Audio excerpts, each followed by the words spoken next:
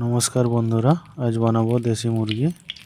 তো তার জন্য সবার প্রথমে কড়াইতে তেল দিয়ে দিলাম। তেল দিয়ে তেলটা গরম হতে দিয়েছি, খুব ভালোভাবে তেলটা গরম করে নিয়েছি। তারপর এখানে দিয়ে দিচ্ছি পেঁয়াজ কুচি। পেঁয়াজ কুচি দিয়ে পেঁয়াজটা হালকা ভেজে নেব,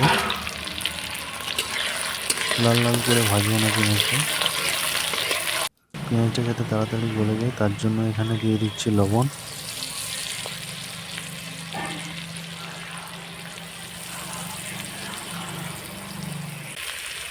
তারপর দিয়ে দিচ্ছি এখানে আদা রসুন বেটে রেখেছিলাম। আদা রসুনের কাঁচা গন্ধটা যতক্ষণ না যাচ্ছে ততক্ষণ অবধি ভেজে নিতে হবে।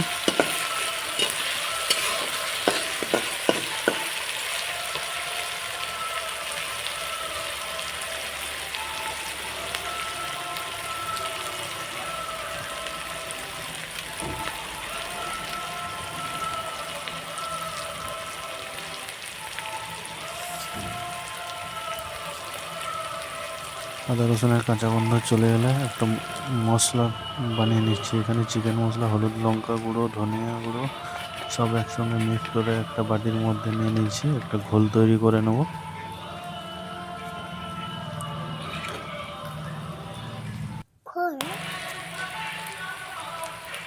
এদিকে আদা রসুনও ভাজা হয়ে গেছে। এখন যে ঘোলটা বানিয়েছিলাম ওই ঘোলটা এর মধ্যে দিয়ে দিলাম।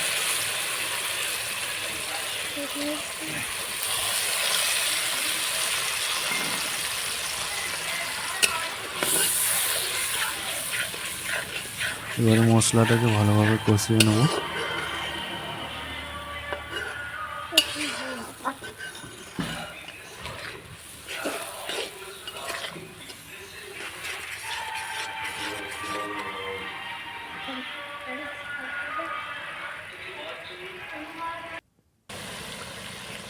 মশলাটা কষানো হয়ে গেছে, মশলা থেকে তেল ছাড়তে আরম্ভ করে দিয়েছে।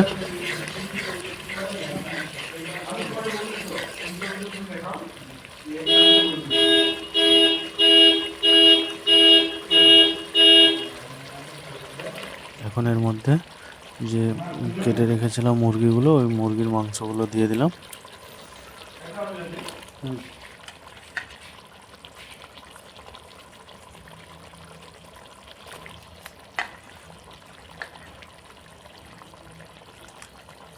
জল ছেঁকে মাংসগুলো দিয়ে দেবো এর মধ্যে।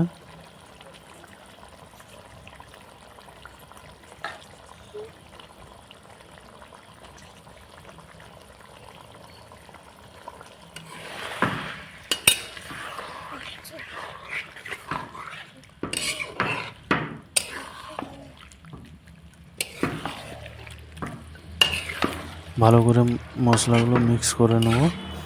মাংস আর মশলা যেমন চারিদিকে মিক্স হয়ে যায়।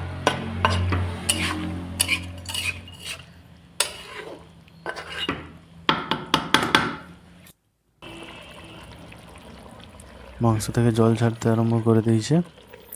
এখন থালা ঢাকা দিয়ে 5 মিনিট লো ফ্লেমে কষিয়ে নেব।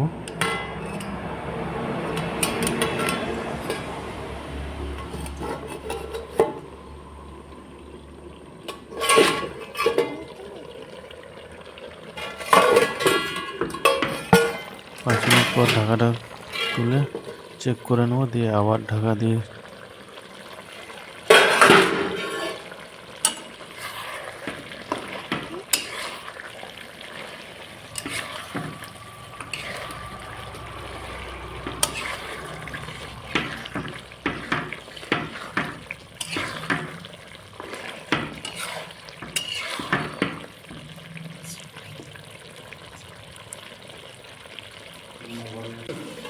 আবারও ঢাকা দিয়ে দিলাম।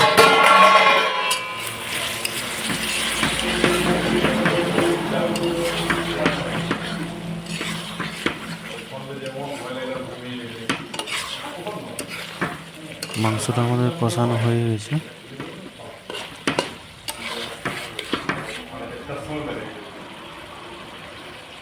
দেখে বুঝতে পারছো কতটা লোভনীয় হয়েছে মাংসটা।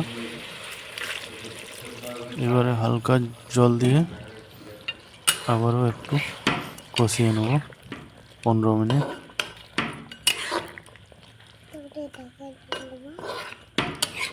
এটা তোমরা ভাত রুটি সঙ্গে ট্রাই করতে পারো, খুবই ভালো লাগে খেতে।